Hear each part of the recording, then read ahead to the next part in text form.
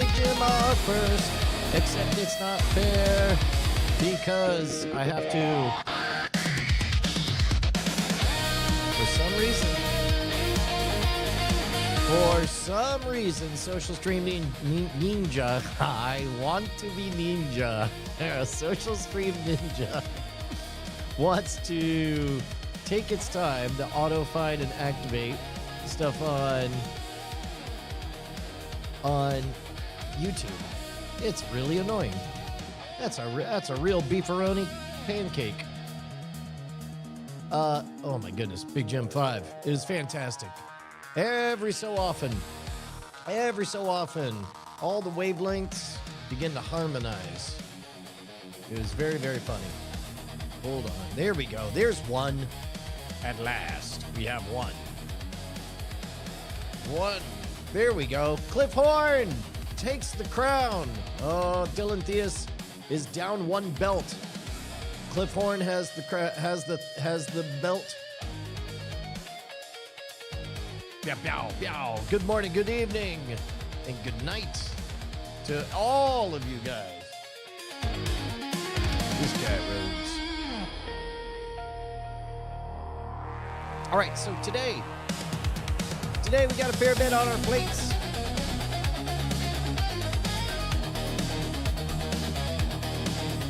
I teased that we got a science experiment to check in on, although, of course, because it's Brian, I'm gonna have notes for how everybody is presenting all of it. But first, oh, you know what? Sorry, I should have jotted down on the agenda. Let's add this one in there. Hello to Growly Bear. Pew, pew, pew.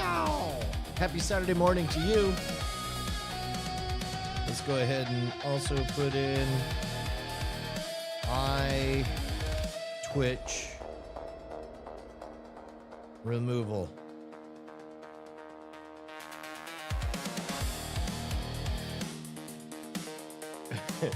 I'll explain what that means in a bit, but first let's get to the important part. I know why you guys are here. You're all here for one reason, and that's to find out how day one of my Ember Bluetooth coffee mug has been. Well, I'm not gonna lie to you people. It's been great. Oh no, I don't have an eye twitch. I don't have an eye twitch, Big Jim. I just induce eye twitches in others, including your friend of mine, Bill Meeks. Basically, he wrote it. In fact, we'll start with that. Here, we'll read his letter. I don't think I'm talking out of school. First, I'm connecting my mug, and according to science, it's at 134 degrees. That's not enough. That's not enough. I need to go straight to Americano. And behold, let's see if I can feel it heating in my hand. Can I feel it heating in my hand? I guess not. It's just sitting here. Although I would think there would be like a light. Yeah. Let's see. We'll see if it gets hotter. Maybe I screwed it up. Maybe I already broke it. Here, let me get this letter from Bill Meeks. We're ready to go. Bill Meeks has he's more qualified than I in matters of production. And so he wrote in saying the following. There we go. Stream graphic. Sorry, but the version of me that spent 5 years working in news graphics for TV developed a twitchy eye watching the stream. Don't take these notes as judgment, but a 40-year professional news graphic designer, blah, blah, blah, blah, blah, blah, blah. So basically, he honored me by engaging his actual expertise in the field of setting up a number of things. And he even made clever markings. Oh, finally! Oh, Social Stream Ninja. Now you allow me to say hello to Dan Homesteader. Hello at Dan Homesteader. Boom. Sorry for the delay on that. The important part is that you showed up. Get out of here. Get out. Tim Davidson just threw money at us. Tim Davidson 8191 says, I've discovered my superpower. I have tactile telekinesis. I can move stuff with my mind by using my hands. I love it. A Boring Sandwich is there in the chat as well. There we go. Thank you, guys. That's fantastic. What a way to kick off a Saturday morning. Appreciate it so much, man. You know, there's a great book by Michio Kaku called Science of the Paranormal? No. Science. It's about... Oh, shoot. That's right. I'm sorry.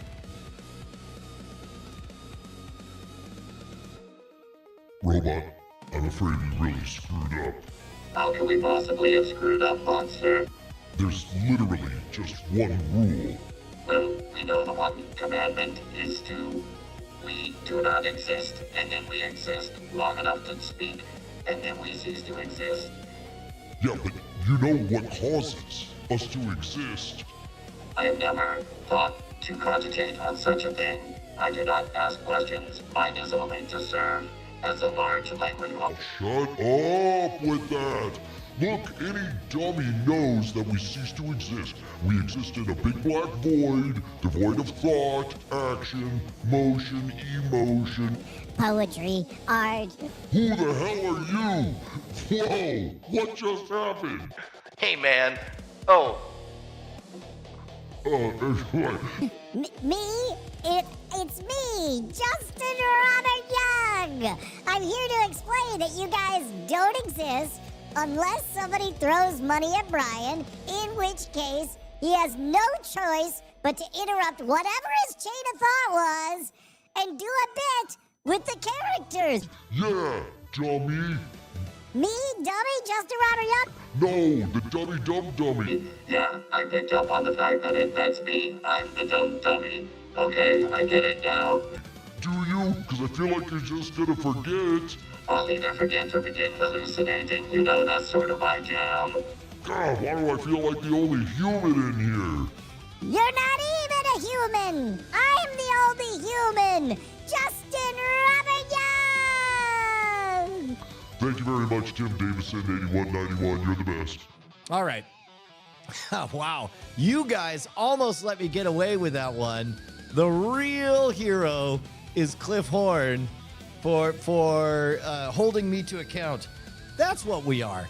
We are an accountability community. There it is. Now we're at 139. We are at Americano.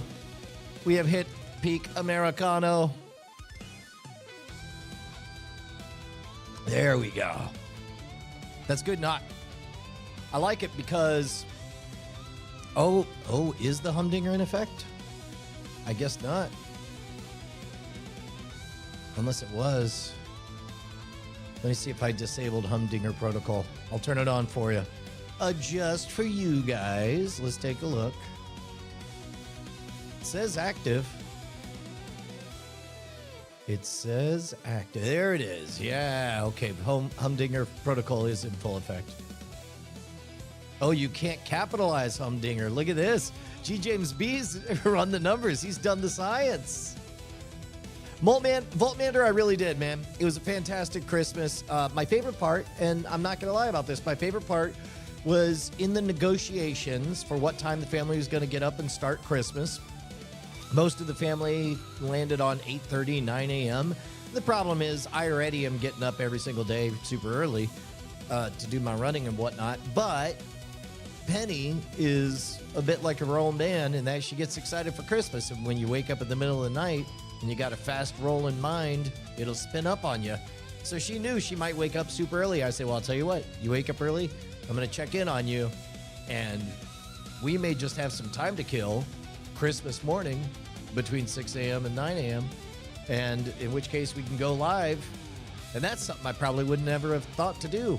But instead, it was a delightful, sneaky moment where Christmas morning, We got up, we tiptoed out, making sure to let everybody sleeping in, let everybody sleep in, and headed on over and did a super chill Christmas stream with you guys, and it was maybe my favorite part of the entire day. That and getting the new Ember copper mug. Dylan Theus, I am not gonna lie.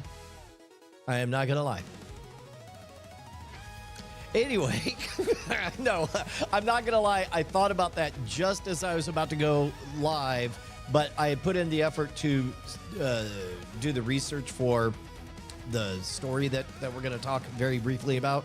And then I had to make the call of, was I going to add another item to the agenda, or was I going to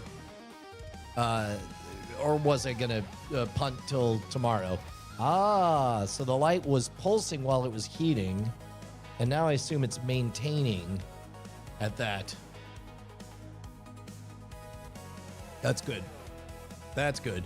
G. James B., I'm curious, what was your modality for learning that real quick? Do you like the ChatGPT, or do you old-fashioned Google for Googling's sake, or that? Oh, yeah, Big Jim 5. As a matter of fact, you already heard this story because I went and popped in on the Political Orphanage's Zoom chat. I really enjoyed that. I'd like to do more of that stuff. Oh, do you have one of them? G. James B? Question. Oh, yeah. A new thermo cup for camping trips. As a matter of fact, I accidentally pierced a little veil. I bought one of these for Bonnie, but I bought it in a way that it tipped off that she was going to get one. And so I'm like, hey, I bought this because I wanted one. And so she got like 2 more and one of those they make the travel ones, the big sporty ones on there. But it's great. Okay, so you just saw it pulsing and you were able to deduce it. That's good. I'm embarrassed to admit how long it took me to figure out what the different pulsing states meant on the Tail 2 cameras. But what you have to do is engage with your brain sometimes. Fire comes at you in space. Yeah, so I got a little tiny beef to pick with today's story, but let's finish up with what Bill Meeks handed me. Let's do this over here. Oh, you know what I can do? Hey, look at that. That would be better hygiene. Instead of, I don't have anything that I'm aware that I should be worried about in my inboxes, but it's always other people's behalf that I worry about that stuff. And I don't know if you guys know this about the Brian Brushwood engine, but it really likes to run on open and honest at all times. And as we do more live streaming stuff, it forces me to have to pay a little bit more attention to information hygiene and just make sure that the right things are in the right place. For example, I'm going to make sure, here we go, that yeah, I don't think I just gave away Bill Minks' email, but I don't even know if it's good or bad if I did or didn't. Nobody knows. There we go. Okay. So he says, don't take it on judgment of skill level. I do not. I am honored by the fact that you give me authentic feedback. But here we go. So he's talking about this shot right here, which, first of all, things I'll note before I read his letter. Not even. This is where I need to just bust out some graph paper and figure out, okay, what are the rules on all this? Things I like about this. I have a strong bias as a magician to think about tiny nudges that imply things. And right now I am over-indexed on authenticity. So as a result, as very clearly I'm figuring out how to do all of this live stream with increasingly long on-purpose live sessions where increasingly we'll discover moments of pure magic that can be extracted and ultra processed and submitted to the shorts ecosystem. But in this case, I know all this is uneven, and mainly I'm just so in love with the smooth transitions, because these smooth transitions, you'll notice, are, oh dear, these are the kind of things that whatever it is, they're not AI, and that is, I endeavor to remove the distraction of AI. Just like with magic, if you're overproving, you're doing it wrong. If you're featuring the gimmick, you're doing it wrong. Guys, I'm beginning to think that in the arts, essentially the same problems I've had with magic for 30 years are now universal. And as I do more consulting gigs, by the way, if you guys are looking to establish your brand, please reach out. Brian Brushwood at wizardofads.com. But yeah, Voltmander, yes, made by humans, yes, enjoyed by humans. I don't mind some gimmicked decks along the way. I don't mind some fake thumbs along the way. I think AI is great. I think magic is rad, but gets a bad rap because magicians may not be as good as we would hope they would all be. Likewise, I think that AI is fine if you can figure out a way to make anything other than AI the star of the show. But now we run into the magician problem. The magician problem is the people who are using AI gravitate to AI for the same reason that 14-year-old prepubescent boys gravitate to magic. It's power. They want to feel like they got something.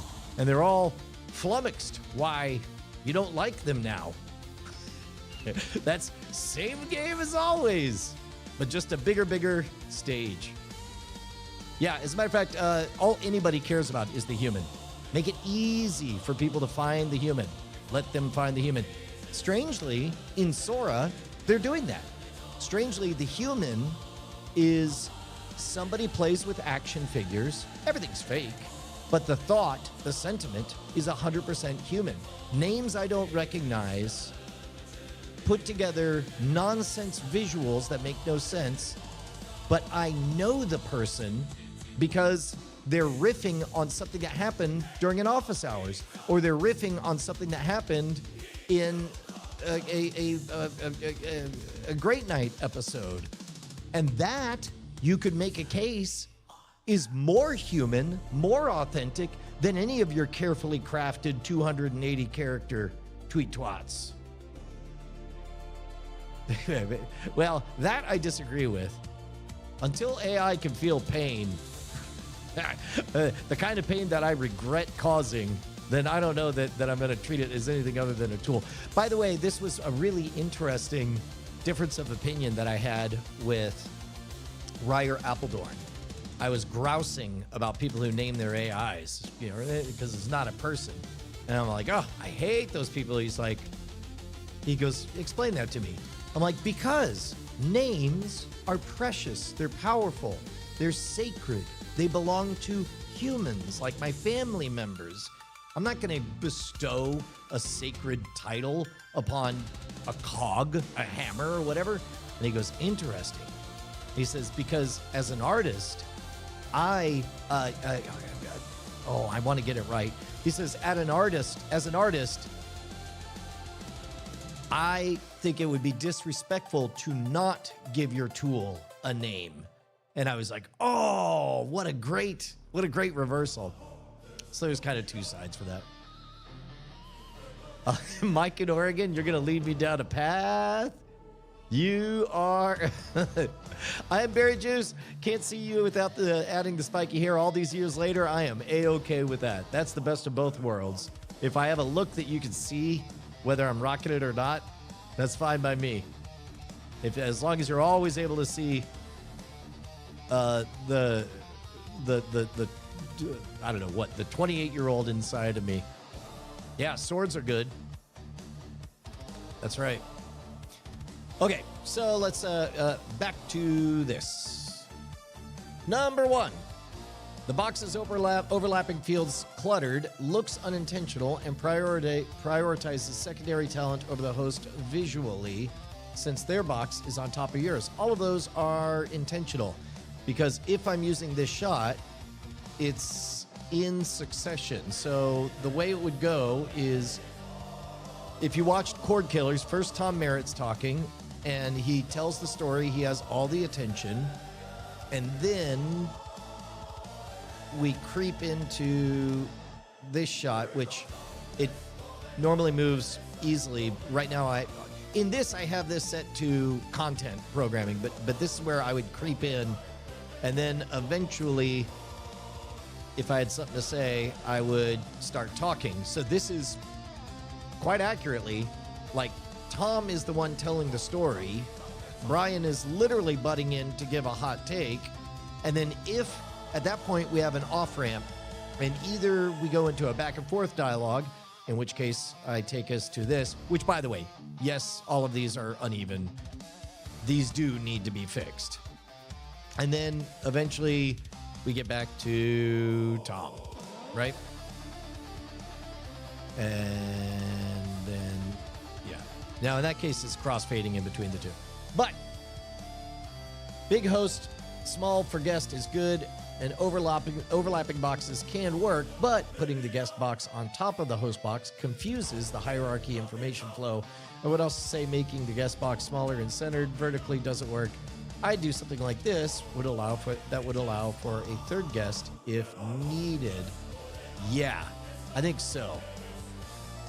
I think something like that would be better, and at the very least, that third box could be just a motion graphic or something, but definitely, to be honest, this is where what I'd probably do is engage with the proxy of assuming whatever sports television is doing, they got a lot of humans doing a lot of refining, getting it down to brass tacks, and I'm not in the business of out-innovating top-of-the-line sports graphics layouts, so what I'd probably do is just go shopping for those and figure out which ones have elements that I like and figure out what I like about them and comp it together.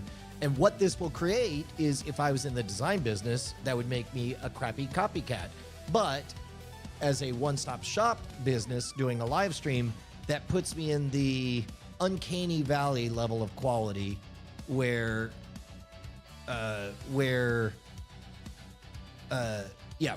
uncanny valley of quality. Mike in Oregon says the big box should switch to whoever's talking. I disagree for the following reason. It depends on what's being said. If what's being said is authoritative, then yes. But if what is being said is a distraction from the core story, if it's a spicy thing, then it would be incongruent. So, for example, let's say Tom is talking, and here, let me just switch this 1 second. We'll do layers. We'll change this to, instead of media, we'll make this Tom. Here we go.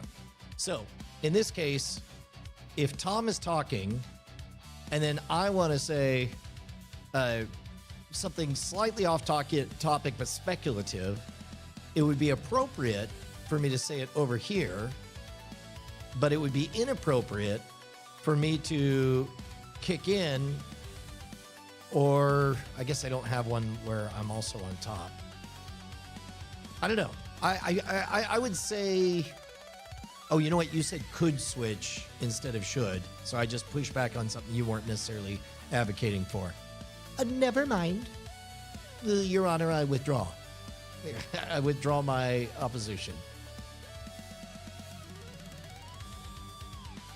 There we go. The big box energy. Oh, you know what?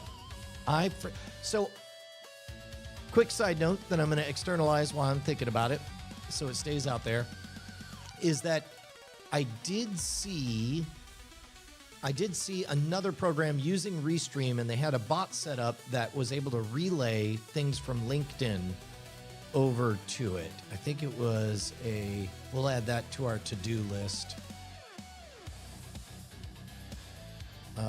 If I go to chat over here, Yeah, basically somebody would say something in LinkedIn and then RestreamBot would just repeat it somewhere else. And then the okay, so that's a separate thing. Let me jot that down over here.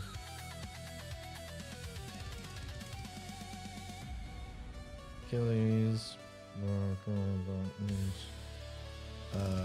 Restream, LinkedIn. There we go. Yeah. Okay. Next up on the grievance list. 2 guest mock-up or cut. Yeah, I like this quite a bit. Put a 1 guest screen in that space. The 2 boxes should be centered as a unit horizontally. Yeah, that is definitely not the case right now. This is not at all. In fact, if I was going to make it a little bit closer, it would be this. But what happens at this point is... There we go. That's closer. Still bonkers. There you go. Just needs to be a little bit more on purpose. But he eventually gets to the real inside sauce, which is... Oh, hold on. That's real quick. Oh. Here, let me generate some fake text in here so I can show you a thing that I think is working quite well. There you go, a couple of fake messages in there. So this transition right here, I do love that this scoots the chat over, maintaining its presence, not getting it cut off. In fact, if I was going to tweak anything, I would simply take horizontal chat ticker and what, pan it ever so slightly more to the left. No, I did that wrong. Oh no, I just did the wrong one. Oh man, oh geez. This is the one I meant to do. Horizontal chat ticker. There we go. A couple of fake test messages.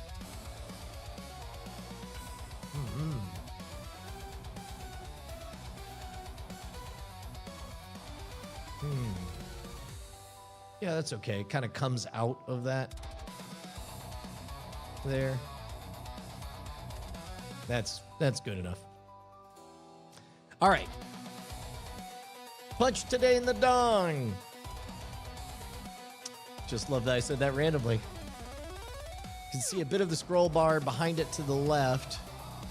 Yeah, that's interesting, which feels unintentional. I actually didn't mind it being intentional, but now that I look at it, oh, you know what?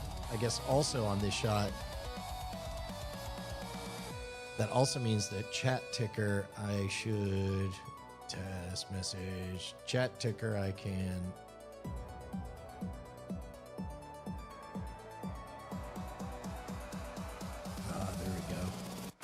There we go. So now it ends in there.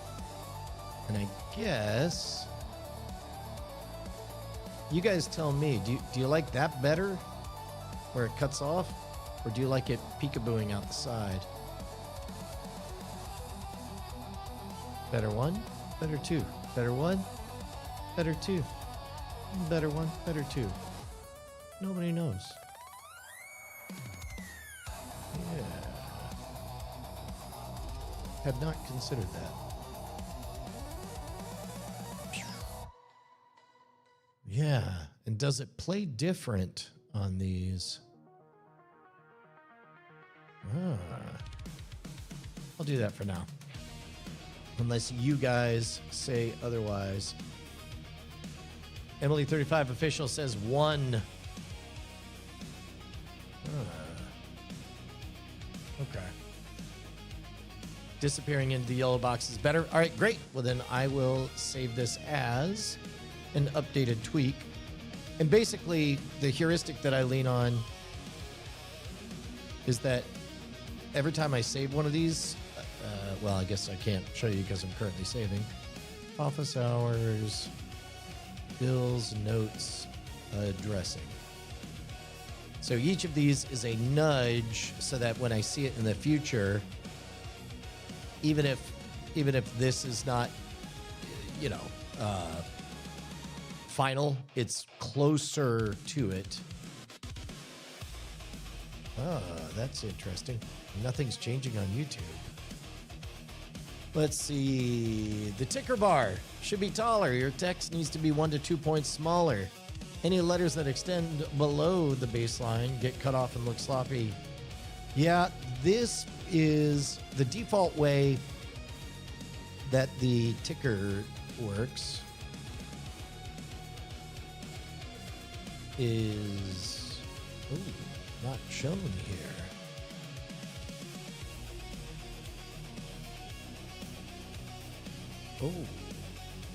Oh no.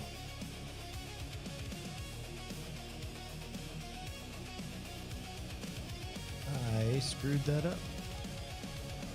Let me try it on this. The ticker crops, I mean, it's supposed to be like this, which I don't care for at all. That's too safe by half. I rather like it tighter, but if it reads as unpro, I don't know. I'm not married to this font either. Oh, you're looking at everything but the ticker. That's hilarious. Well, and so now I've done the silly thing of possibly, yeah, see, look, now the ticker changes between this and this. So in this case, let me see, the ticker is at 125, 1989, 2050. 1989, 2090. 1989, 2090. So now, 1989, 2090. There we go. So now that one should be the same, and then I could do the same on this one. Oh. Basic blue ticker.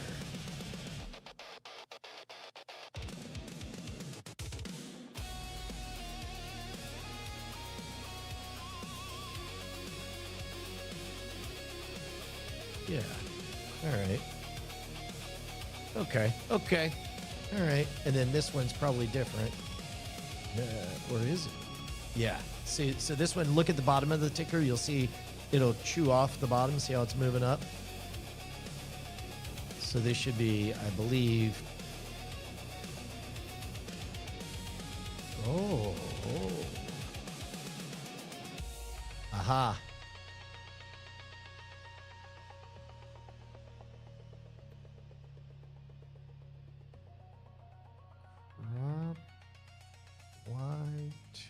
Oh, that's chat ticker. Oh, goodness. That's not what I want.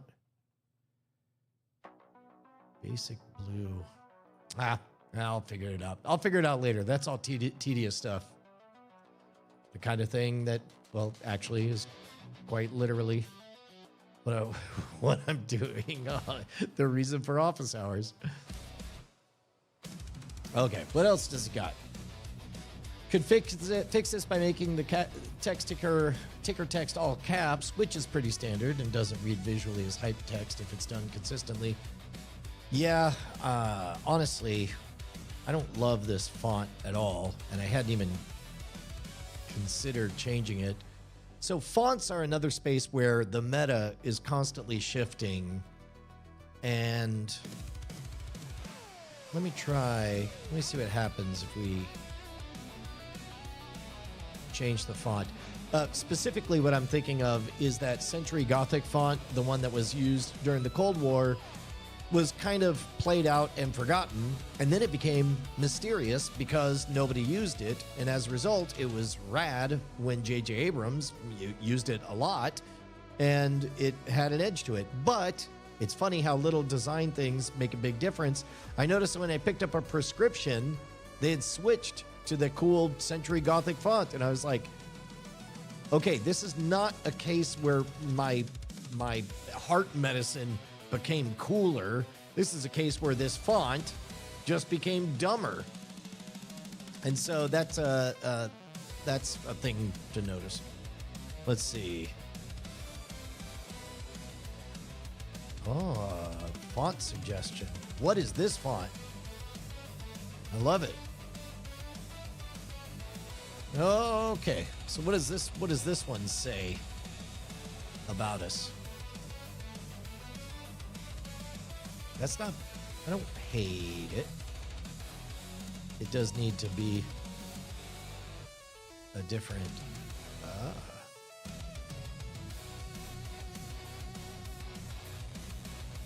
yeah, let me try tweaking this one this way.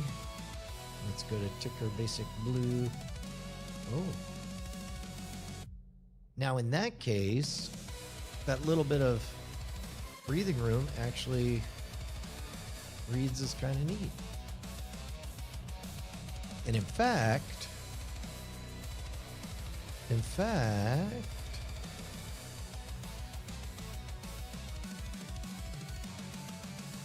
so this kind of gives it place for the horizontal chat ticker too.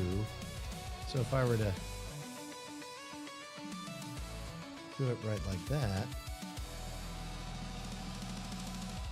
I don't hate that.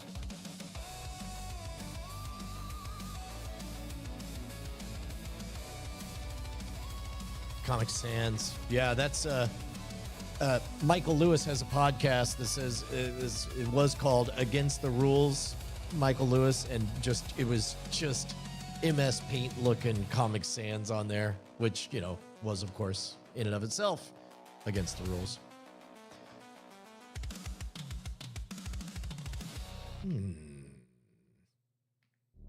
Yeah, this one I'm going to have to also redesign from the beginning because you could see. But this is all fine. This is what happens when something reveals the shape of itself to you. We'll make a little bit of headway here. By the way, Bill Meeks, BillMeeks.com, and his project, Everly Heights. Everybody tune in. Everly Heights is a passion project of his. Then there's a lot of deep lore that goes in there. Starting with Dog Boy Adventures, and he's written a whole bunch of stuff. Awesome.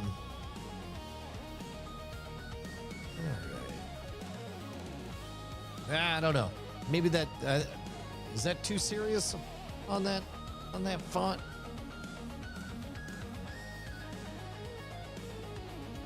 Boom. How you like me now?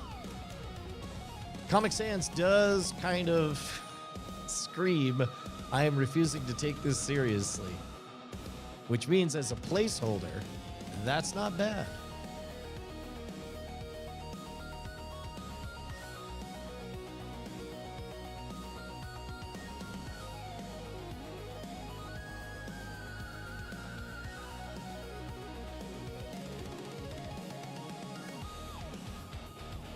Generic. Beep bop doop bop deep bop beep bop da bop deep da. Let's see.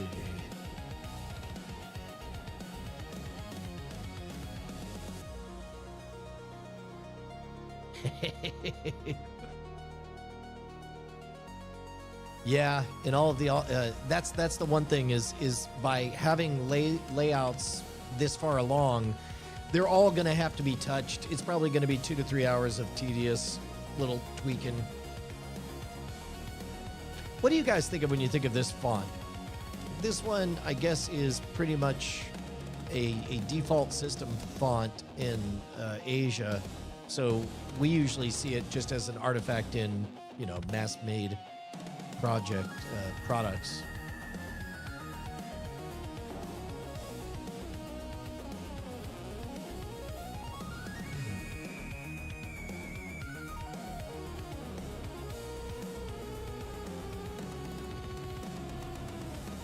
I'll leave it like that for now.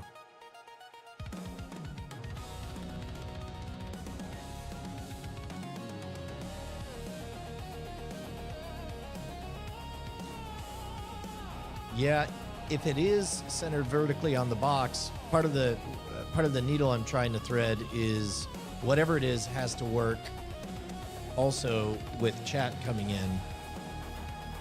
And so what we have is we have one version of chat coming in like this.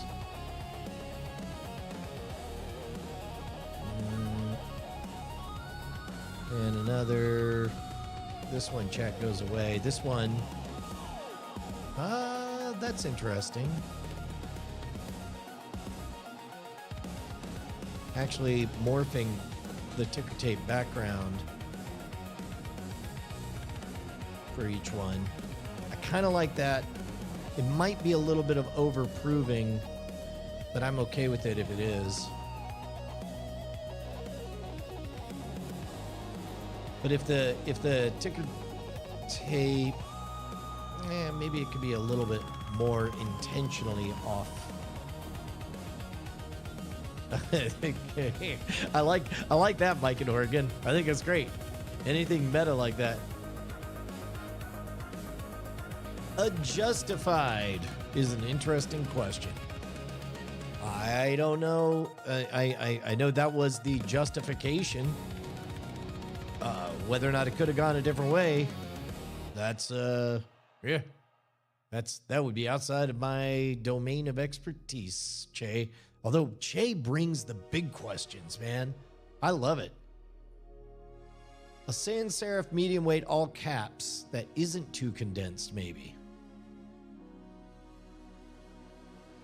Well, so this one, I don't know. I'm sitting on it for a second. I don't hate it. Has the Secretary of State ordered Times New Roman? What a delightfully silly thing. That's funny. Okay, let's look at the agenda. So, thank you, Bill. Oh, one other thing Bill offered as a bit of advice that I think is very, very good that didn't get forwarded over. Whoops. Is he suggested comping everything out with a transparent PNG in Photoshop beforehand. Sounds great. Sounds like the kind of thing I'll do when I get 3 whole seconds to rub together. All right, Mike in Oregon. Well played, sir.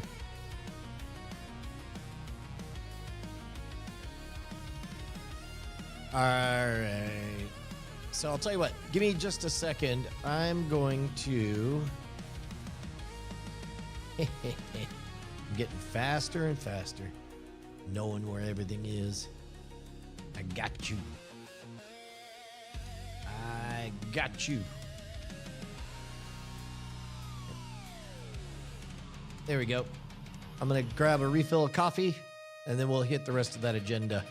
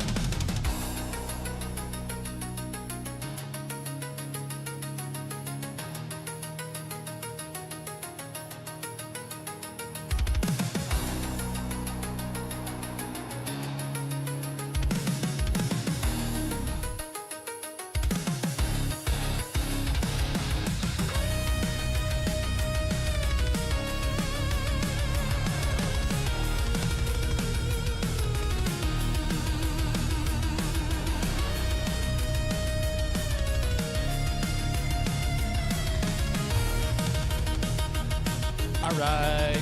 All right, all right, all right, all right, all right. Okay, one dumb thing that I'm going to have to undumbify about my dumbness.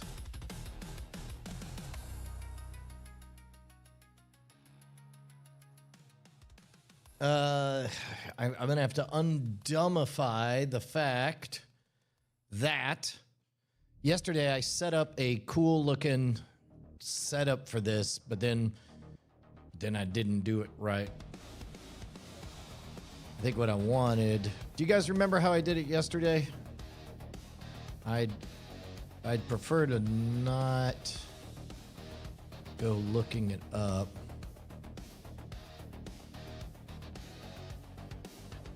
I think I maybe did. Oh, what did I miss? Am I finally getting a haircut? Oh no, I can't click on ICU's thing. Or maybe I can copy paste it and then paste it. Paste it and placed it. There, let's see. Let's play the high risk game of Brian opens a PNG without knowing where it goes.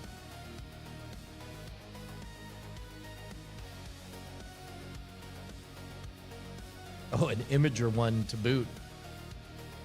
Maybe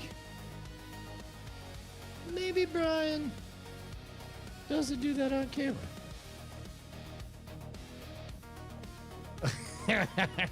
Nope. Turns out I should have. That's great. Lots of people name their AI. Lots of dweebs. Yep, that's exactly right. Nicely done. Okay, so what did I do last time? I think I set up. I made Brian a little bit bigger.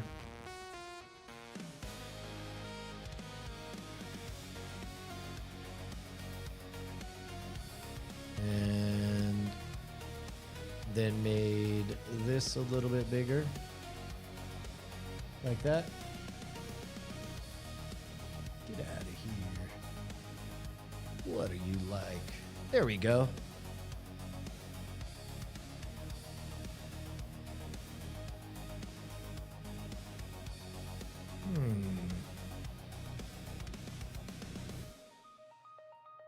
Don't be a coelacanth, be a coelacan. Love it. Okay. So here, I'm going to hit stop recording here. I'm going to start recording here.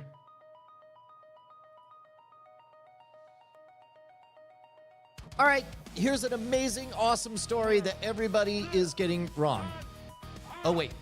Here we go. We got audio for it. How rad is that? That is a multi-stage rocket made by a bunch of students in China that does exactly what it looks like. Now, here's the thing. It is reported as a two-stage rocket that uses water pressure. As best I understand, it is not.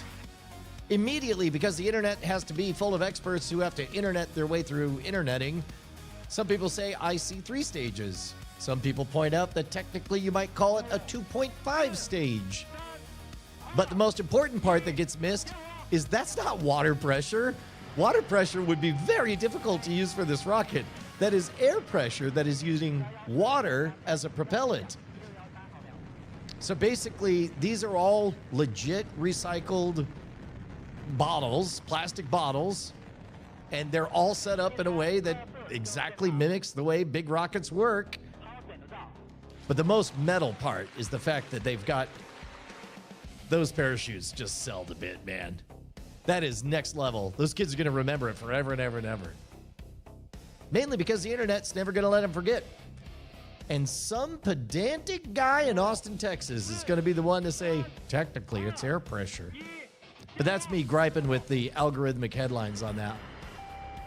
But it occurs to me that the water that's being produced out, basically you have the air pressure in there pushing against the water, And when the water ejects, it, I guess, is the same principle as a mass drive. Just like if you wanted to move a asteroid, you would plant something on it that would dig up rocks and chuck them off to the side to propulse the asteroid. That's what you're doing. Is the potential energy is all in the air pressure, but it, for now, the water is part of the vessel, but then it ejects the water with enough force, it launches everything forward. That's so good. Here, let me get the details on this story.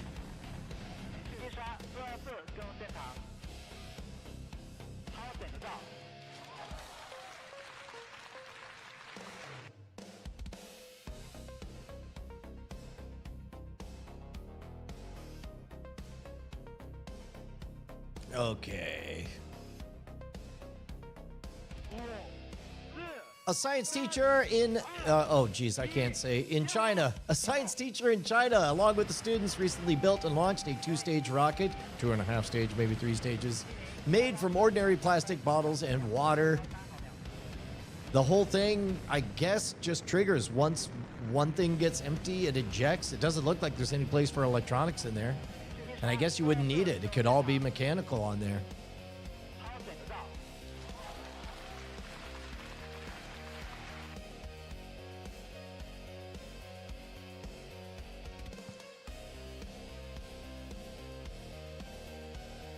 Engineered with basic materials, yet careful.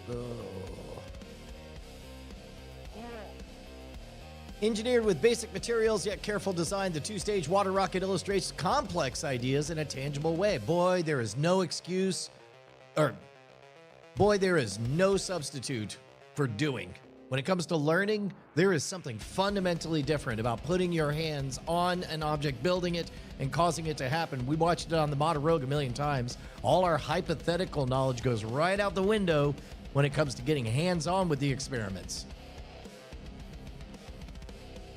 The student's rocket, built from plastic cola bottles and a bucket for the pressure chamber, vividly demonstrates how ingenuity and physics can combine.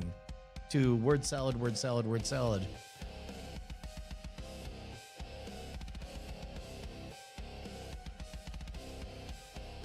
What's great about this model is that it's very hard to get a sense of its scale because it has all of the trappings. Oh, I guess there would be a GoPro on there. It's got all the trappings of being a gigantic freaking multi-stage rocket. The cinematography is fantastic. No notes, 10 out of 10. Would multi-stage again. Yeah, and look how little of that water's in there. So all of this is the potential energy. All of this is potential energy in the form of compressed air. Just an itty bit of propellant. Let's see if we can get a peek at the bottom here too. Ah, so there is a bit of electronics on here. Oh. What a shot. What a shot. That's amazing.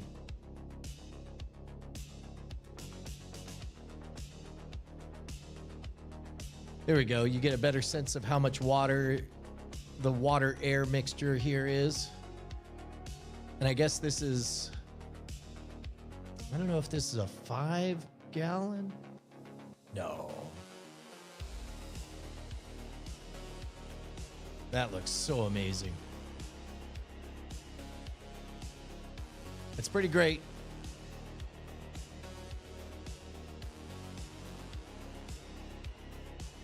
Very cool.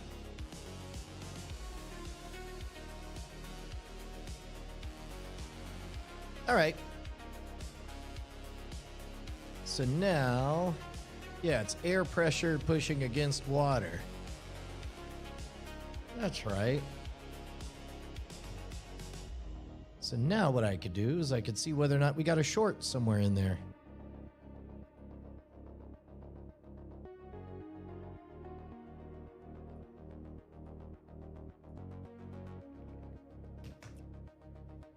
And then we'll take a peek into how yesterday's new video is launching and whether or not we can tweak it to get a more congruent title.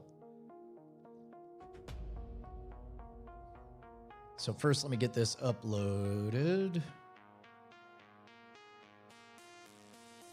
Upload, going to desktop, going to temp recordings, sort by date. There we go. So we'll upload that, and then, oh, doggone it, I just realized I screwed all of that up. I guess that's fine. Could be worse. Could be a lot worse. Yeah, that's probably why I didn't keep it last time.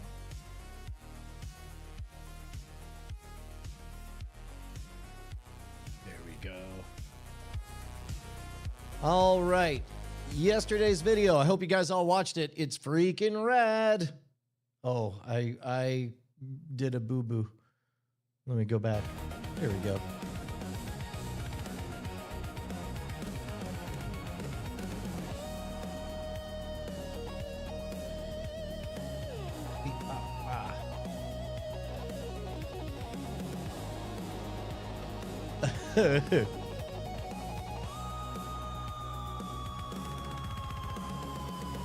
Let's see.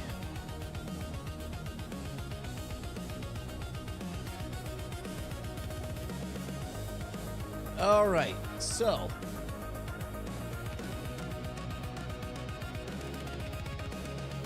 okay, so we want to get upwards of 2.5. Right now, what we have is a title that says, guys, I don't think we're ready for deepfakes in 2026. Hopefully what it does is it implies that this is a masterclass in what to look for, whether it's to spot them, whether it is to know. Personally, I am just like that rocket demonstration. Every single person should be using the tools of the bad guys in order to learn them so that they can recognize it from a mile away. This is no bullshit, a moral imperative. Ah, there we go. That's pretty good. Yeah, that makes sense, Emily. So, in this case, you don't want to be hyperbolic. And if you just, originally I had the Scoundrel's Guide to Deepfakes 2026, which I thought was pretty good, but it tickles homework. Like, do I identify as a scoundrel? Do I identify as someone who wants to make state-of-the-art deepfakes or whatever? So in this case, there's something slightly alarmist here, but I'll tell you one thing we definitely know is of these two, we've got a winner in terms of old Brian and a news anchor and a presidential candidate is underperforming Brian being flummoxed by old Brian. So we're going to go ahead and lock that one in. We will stop that test. And so now, for the first time, we'll start some ABC riffs on this one. We'll start a new one. Hit me with some variations you guys like on this one. So, guys, ... conveys a sense of dread, but being personal. I wonder if we could take this and just redo it as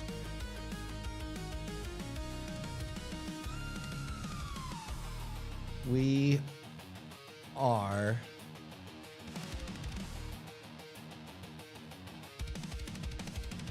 are not ready for deepfakes in 2026. On the one thing, that is a challenging way to phrase it. That causes everybody to, as I put it, you want to hit this moment where, now in an audience, it's a bad thing. I think of this as the magician pose, where it's like, you know, like that. But the moment you say that, if somebody adopts this pose, you know what they're not doing? Clicking away, because these arms can't be bothered to be doing this. So a bold claim can definitely work. We are not ready for deepfakes in 2026.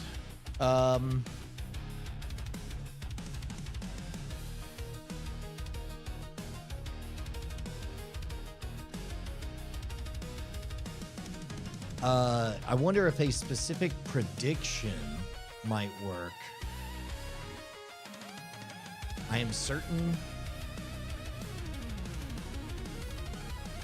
I don't know.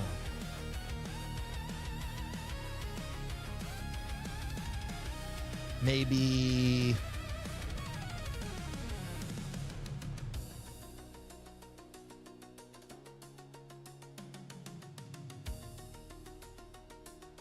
what will deepfakes in 2026 look like?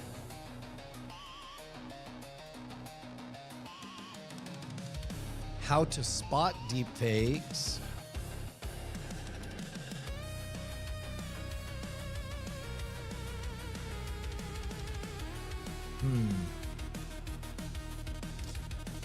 Is the remarkable moment the aha-ness of the ease of access to them? Because I feel like ultimately we get to kind of an insider guide to it, but there's enough anxiety about it that strangely people will often think like, ooh, bad, and then not want to engage with it. Maybe why? Yeah, that's the right sentiment. If you thought deepfakes were bad, you can't handle 2026 version. Yeah, learn to fight the AI war. Yeah, AI as we've talked about on Great Night, no two people are having the same argument as soon as the letters AI get introduced. They're already here. Well, will they go in 2026? You are not ready for 2026 deepfakes. That's pretty good. We are not ready for deepfakes in 2026.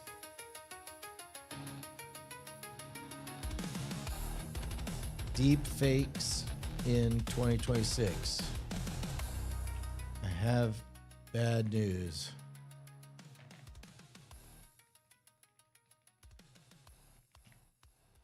Deepfakes in 2026. I have bad news, gang. But do you want to click on bad news? Or protect yourself from deepfakes in 2026? Because the problem is everybody wants to be convinced that they're the one who can't be fooled by deepfakes. So most people wouldn't want to buy, for example, deepfake insurance or something like that. Deep trouble with deepfakes. That's great.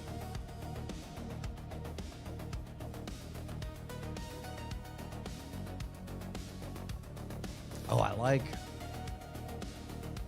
in deep trouble with deep fakes in 2026.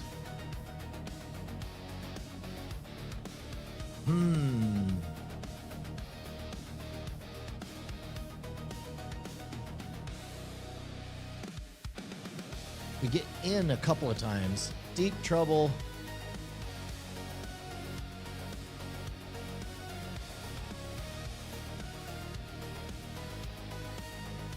What about this? Deep trouble. Deep fakes in 2026. The state of deep trouble. The state of deep fakes in 2026. That reads a little bit like kind of a State of the Union address. Carl Winslow. Wise. Trust but verify. That is true. That is true. However, there's also ways to convey. There are some times that I'll write a title specifically knowing that it will ellipses out and that I'll withhold the clarifying information till the end of the long title so that it tickles the glamour instinct, the shadow projection.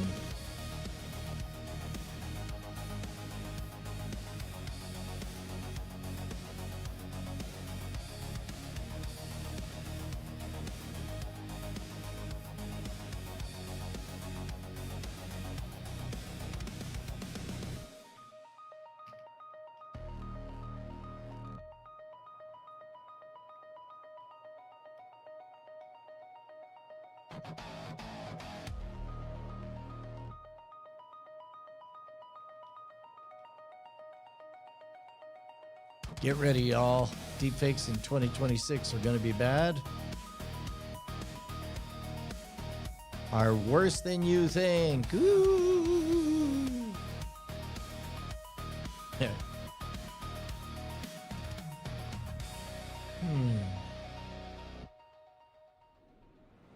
Are no joke.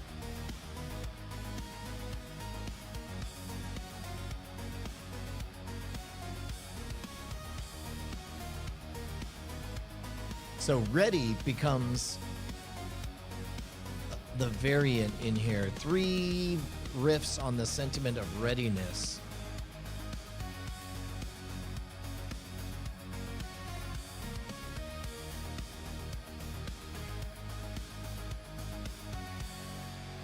Yeah, those are, so in this case, the 3 riffs, and I like this. We have 3 versions of the same sentiment.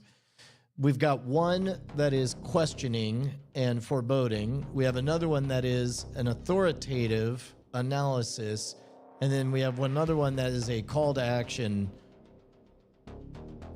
with a vague warning. So I'll set these 3. Oh, that's interesting. Gonna be bad. Deep impact of deep fakes. MXA Ghost, I love that. And because I love it, I immediately go on guard. Whenever I have a title that I love because it's clever and it works on levels, oftentimes it sails over the heads of some other folks. So here, I'll run this as it is. Especially considering what this looks like in the context of an astonished Brian. So that quote works without, guys, I don't think we're ready for deepfakes in 2026. We are not ready for deepfakes in 2026. That works. Get ready, y'all. Deepfakes in 2026 are no joke. Yeah. Are not messing around? Nah, no joke is fewer syllables. Yeah, we'll go with that.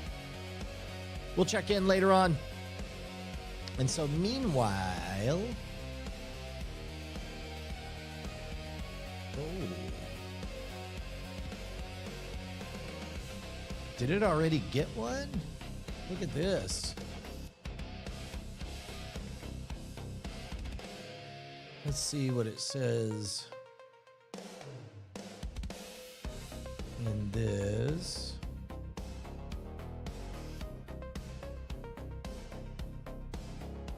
Oh, there it is.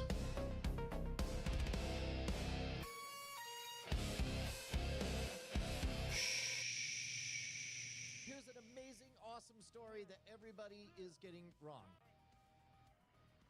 That is a multi-stage rocket made by a bunch of students in China that does exactly what it looks like. It is everybody. Here's an amazing, awesome story that everybody is getting wrong. That I could trim that down. Stage rocket made by a bunch of students in China that does exactly what it looks like. It is reported as a 2-stage rocket that uses water pressure. As best I understand, it is not. That is air pressure that is using water as a propellant. So basically, these are all legit recycled. Yeah, okay, all right. I could tweak that. I don't need to do that on air. You can do that afterwards. Let's see, how did we do on our to-dos?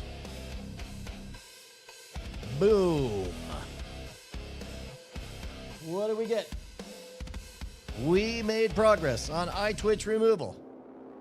We corrected the record on the multi-stage water rocket.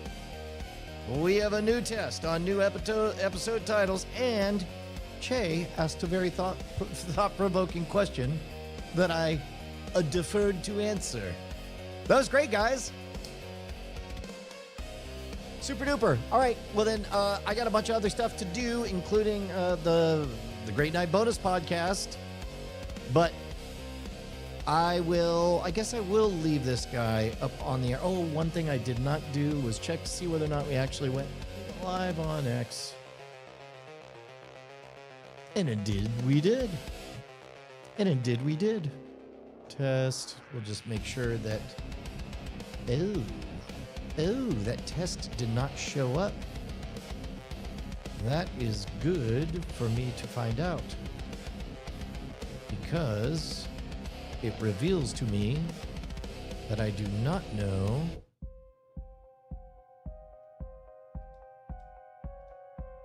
let's see.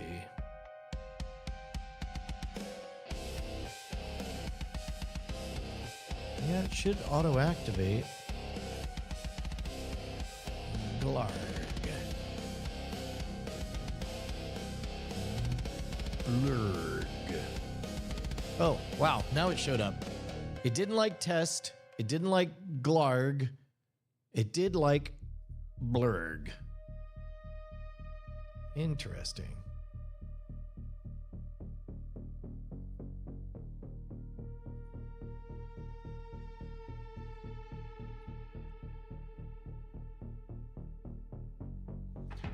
Carl Winslow asks a very poignant question. I'm wondering how this path of playful deceit works out with AI. Will fakeness eventually bring us closer together, push us apart, or be guided unknowingly? I think what it will do is we'll see the same patterns that we've seen in other iterations of humanity, where basically we will reset our baseline understanding.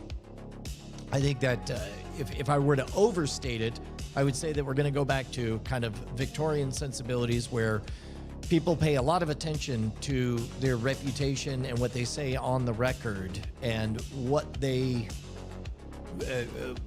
make sure that they stand behind.